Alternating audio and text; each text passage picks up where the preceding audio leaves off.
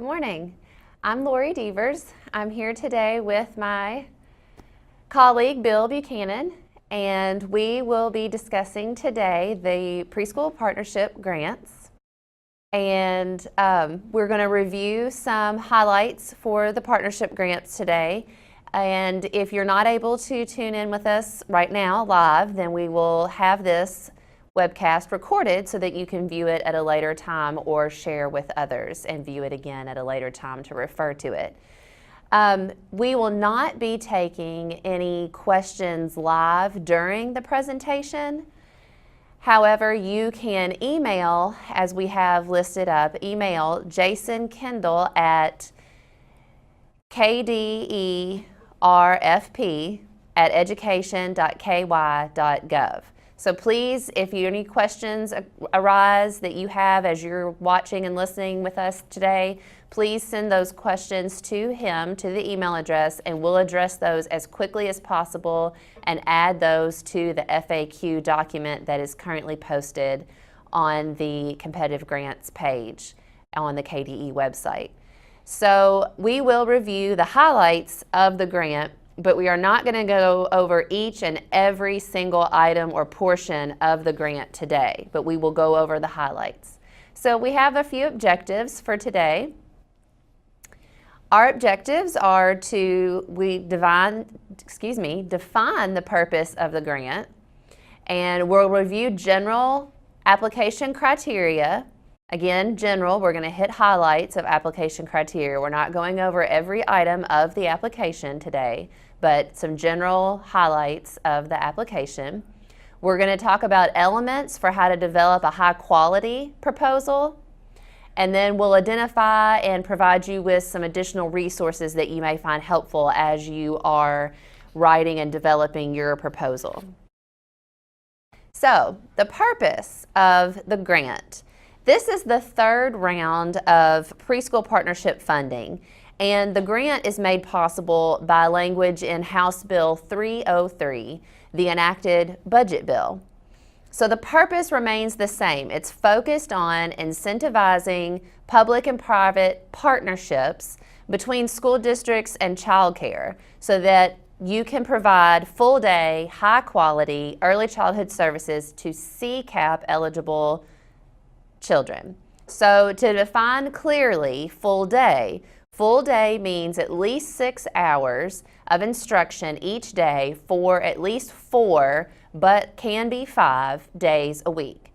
And by high quality, we mean that the program is participating in Kentucky All-Stars and is currently at least a 3-star level and would be working towards a higher level of a 4 or 5-star rating.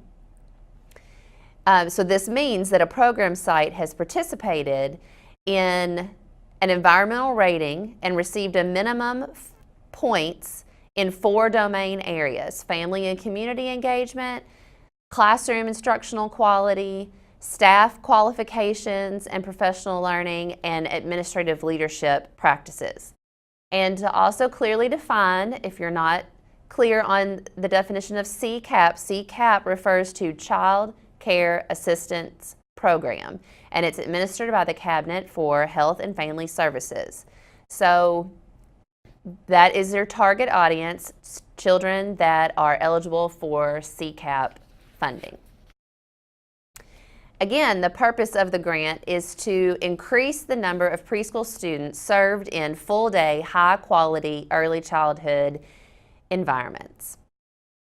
We want to continue to support the wealth of research that is out there that say that children that participate in preschool, in high-quality preschool, leads to future academic success, especially in programs with a focus on language development and deep learning in mathematics. And it is possible to have a focus primarily in early literacy and early numeracy without preventing you from touching on an instruction in other domain areas and social emotional learning, which is also a major component of a high quality early childhood program. Embedding skills in instruction across domains is, as we all know, a hallmark of developmentally appropriate practice. So you can focus on that early numeracy and early literacy skills, which is a component of this grant application, and still be able to deliver quality instruction in all other domains. So now we'll go over some of that general application criteria. Again, you're encouraged to review all criteria in the application, not just focus on the points that we're going to cover today during this webcast, but focus on all the points of the criteria in the application. So let's go over a few things that are required in the application. First, school districts serve as the fiscal agent. The grant is not open to individual schools. Only school districts can serve as applicants. So the application's open to school districts and child care providers who are identified as applicant and co-applicant. So co-applicants must be either a licensed Type 1 child care facility providing services to 4 or more children, non-residential, or 13 or more in a residential setting, or a licensed Type 2 facility, meaning a residential home providing care to at least 7, but not more than 12 children, or a certified family care, child care home, not to exceed 6 unrelated children at any time, or 4 related and 6 unrelated children for a maximum of 10 children. That gets pretty complex, and that's referring to a lot of different numbers, so make sure that you reference that and make sure that you fall within that criteria when it comes to the criteria for a co-applicant to be a licensed Type 1 child care facility, and what a licensed Type 1 child care facility means and what that looks like. So again, full day, to define the full day, that is at least 6 hours a day, 4 days a week at least, or can be 5 certainly. So this could be where a site expands from half-day to full-day services, or it could be that half-day preschool programs partner with childcare for the other half of the day. Of course, with the same children being served for the whole course of the day, and that they receive comparable, developmentally appropriate instruction during that time that they are in the child care setting as they would receive during the time of the day that they are in the preschool setting. And again, high quality, to say once again, means a level 3 rating in All-Stars, at least a level 3, cannot be less than a level 3 and working towards a level 3, but needs to currently be a level 3 that is working towards a higher rating of a 4 or 5. So now Bill's going to go over with you some elements of a high quality proposal. So we're going to, thanks Lori, we're going to continue with talking about what is required, and next we're going to talk a little bit about Head Start, and clarifying that excuse me, Head Start may serve as the co-applicant as long as you're avoiding duplication of services and not supplanting of federal funds. And so we just want to be clear that Head Start can serve as a co-applicant. We would encourage that school districts partner with child care providers, but Head Start may serve. We want to highlight a couple of new criteria that did not appear in either Tier 1, 2, or 3 applicants in the past. The first is applicants must report student information using Infinite Campus. What we anticipate is that school districts will be required to enter a code into a field in the Preschool tab to help us track students receiving support through the partnership grant. And more information will be shared with grantees in the new school year. Another new requirement is that applicants must use instructional programs that are developmentally appropriate and contain an emphasis on research-based early numeracy and early literacy teaching strategies. And young children need opportunities to develop listening comprehension and language vocabulary, as well as explore mathematical concepts in everyday settings. Another new criteria is we're encouraging applicants to support the Striving Readers Grant activities where services are implemented. Grantees in areas where these services are implemented are encouraged to work closely with those supporting the Striving Readers Grant. Grantees are now in the process of developing their comprehensive literacy plans, so making those connections will be very important.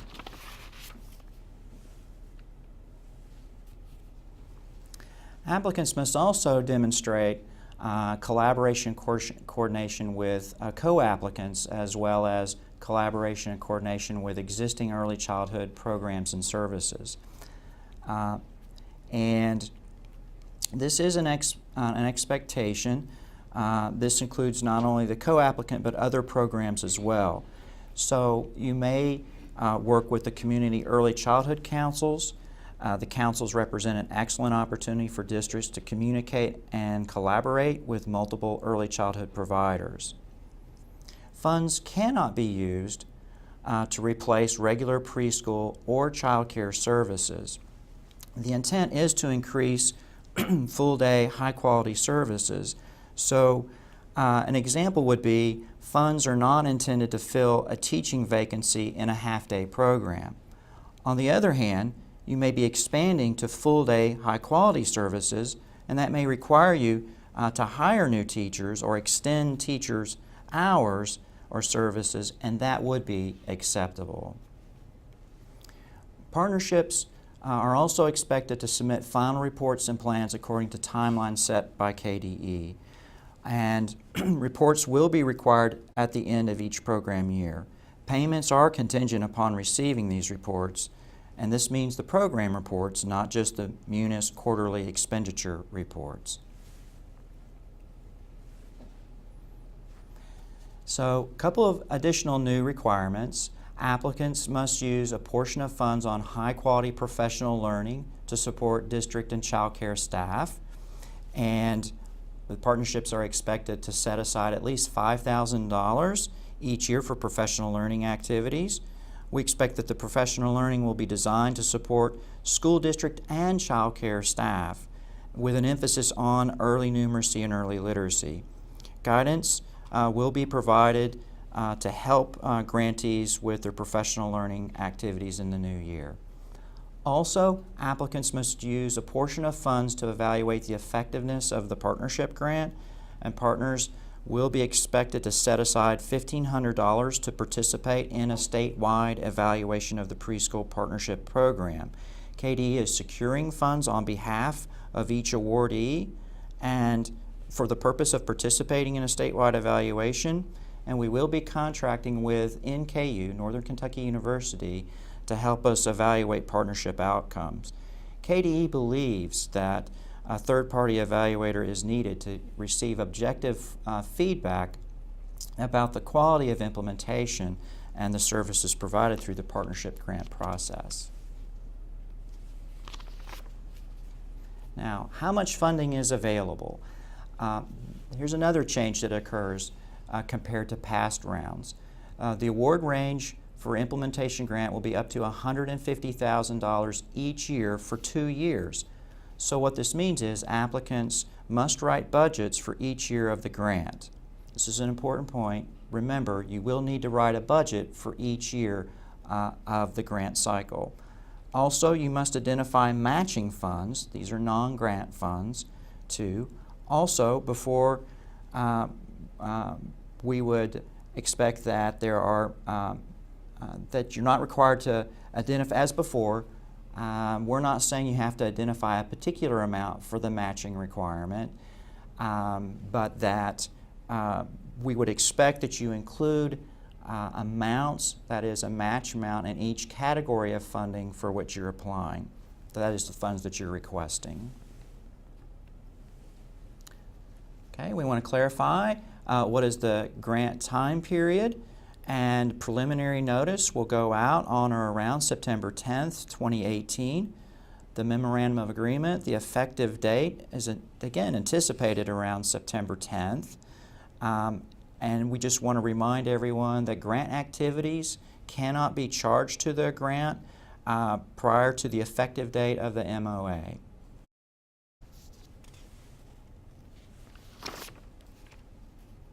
So when and where are grants due? The Tier 3 grant applications are due Monday, August 6th, that's this year, by 4 p.m. Eastern Time, and applications must be submitted to Jason Kendall at the address. This is the address that Lori provided earlier. It's the KDE RFP at education.ky.gov website.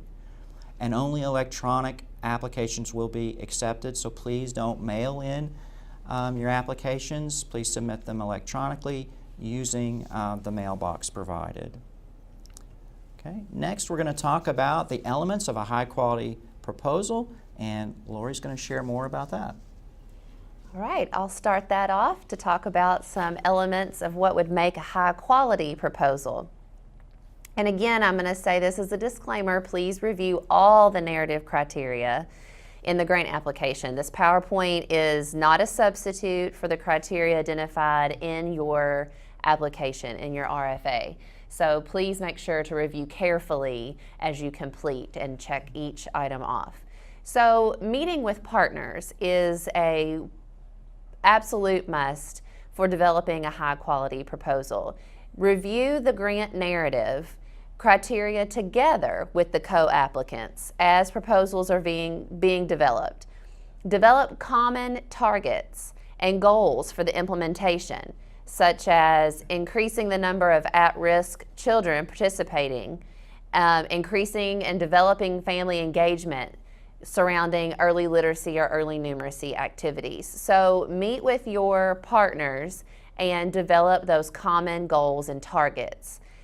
Also, keep in mind the due date. As Bill just shared, the due date is August 6th by the end of the day, 4 p.m. Eastern Time. So within knowing that timeline and that due date, know your district's and co-applicants' internal timelines so that you don't get off the course there, and you review the requirements to ensure the proposal is ready to submit by the timeline. A few other tips for reviewers and with your grant is just to be careful about using any acronyms. I would avoid using any acronyms unless they've been clearly defined initially, just so that your reviewers are clear into what you're referencing.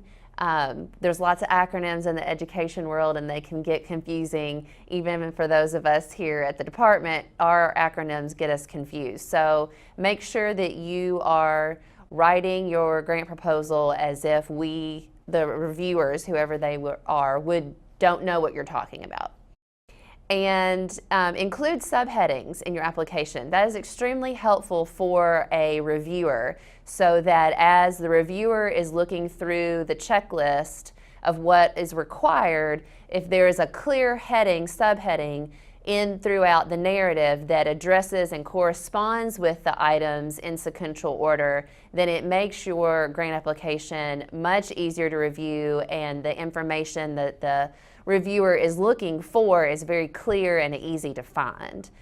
And don't put any important, we suggest to not put any important information or documents as an attachment or an appendix. You would want to make sure that is clearly addressed within the body and within the narrative of your 15-page double-space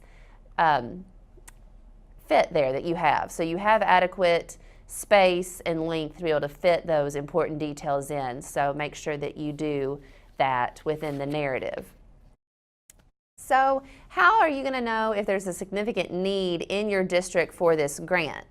Well, you would want to conduct a needs assessment with early childhood partners, and you would identify potentially eligible children and their families. So this is a competitive grant application. Keep that in mind. It's important that your district demonstrates a compelling need for partnership funding. Why does your district need it? What's the compelling need that you need this funding, and how's it going to benefit this targeted, who's the targeted audience, the targeted children and families within your district that need this funding, and how's it going to benefit them?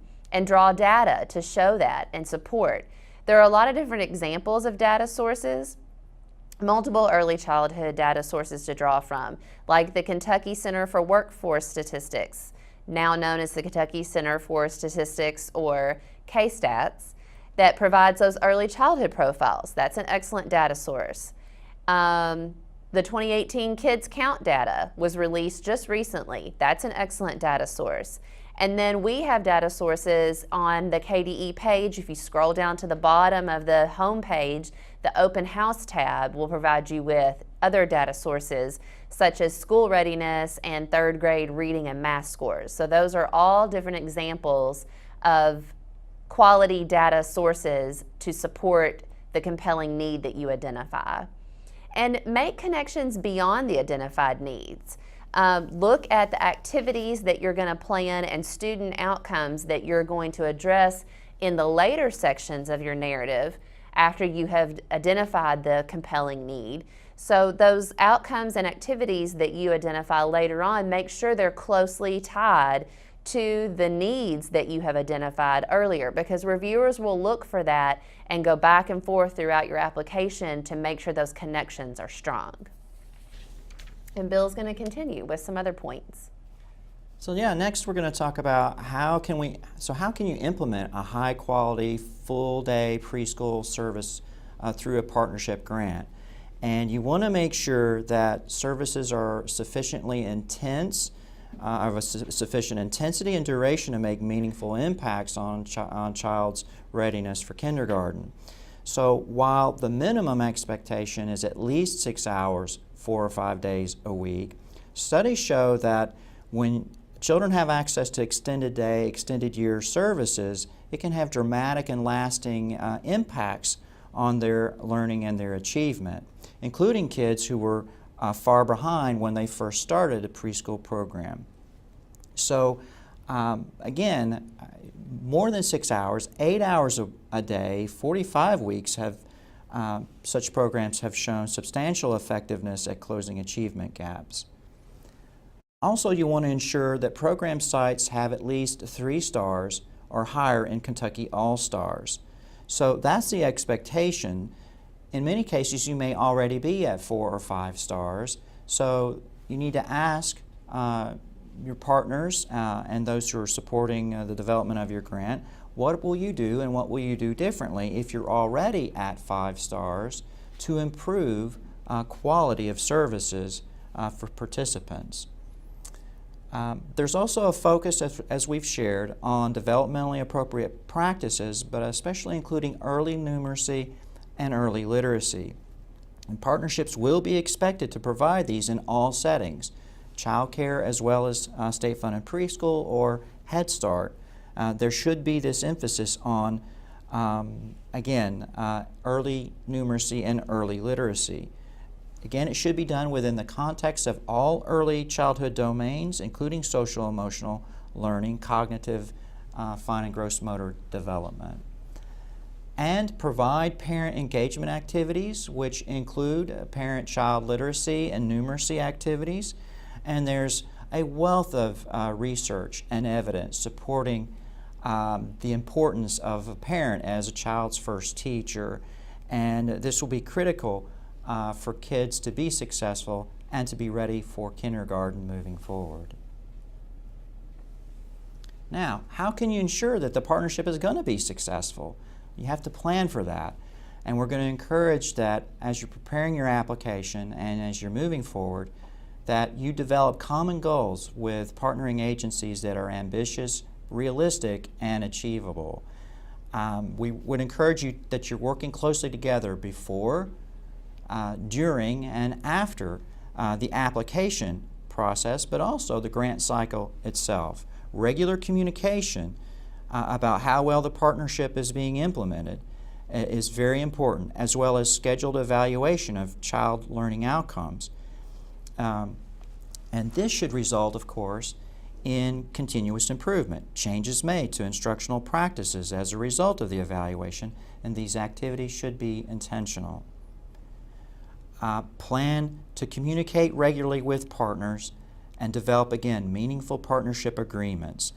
District and child care providers may want to take additional steps and develop service agreements to ensure roles and responsibilities are clearly defined. So we want to talk also about the budget, and in terms of starting and maintaining a budget, it's important to establish communication procedures between finance and program contacts. And you'll want to make sure that the partnership budget supports activities identified in the program quality section. And make sure that you think about, well, how are you going to monitor these strategies and make adjustments as necessary. And so making those connections will be very important as you develop your partnership budget. Okay, now we're going to talk a little bit more about resources that can help you with preparing, again, a successful grant application. We want to identify a couple of resources for you now. The first would be the Pritchard Committee, the Strong Start Initiative. The Strong Start Initiative has identified several public-private partnerships that are working well in Kentucky.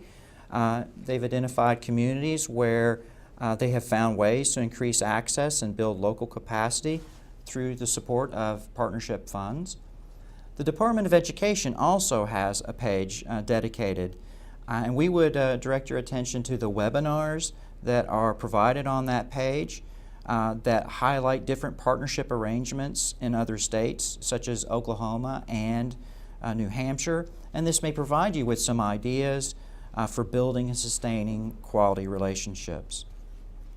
The National Governors Association, that particular link, provides a helpful overview of how to structure public and private partnerships, and it provides early childhood partnerships, information about those partnerships in other states. The last resource we have on the slide here is the Department for Health and Human Services. That too provides an overview of partnerships in other states, including Arizona, and Colorado, and Florida, Georgia, New Mexico, Utah, Pennsylvania, and others.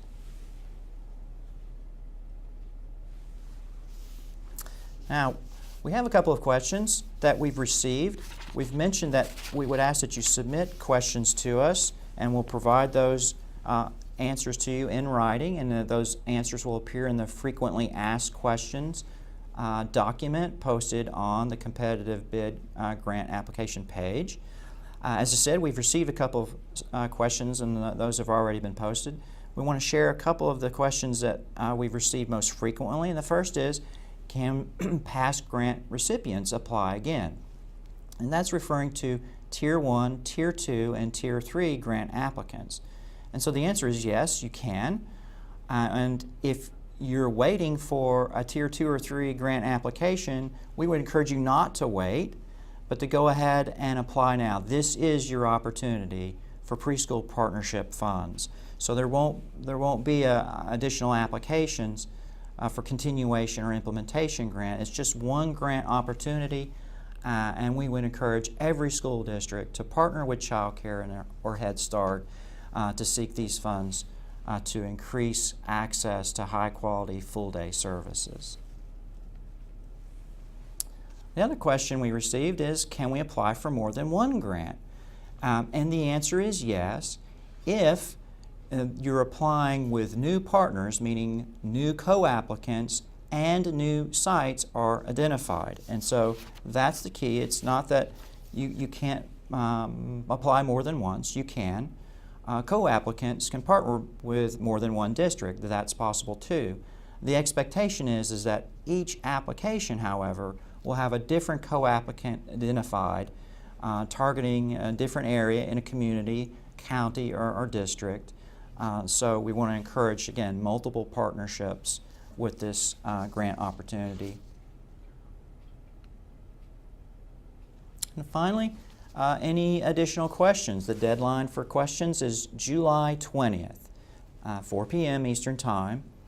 And again, all questions must be sent to the KD RFP at education.ky.gov website.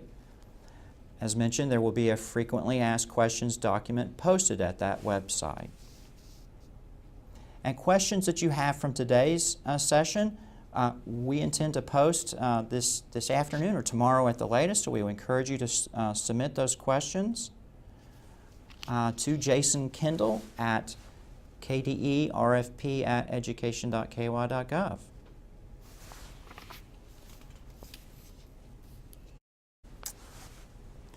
And so that now concludes, I believe, our session.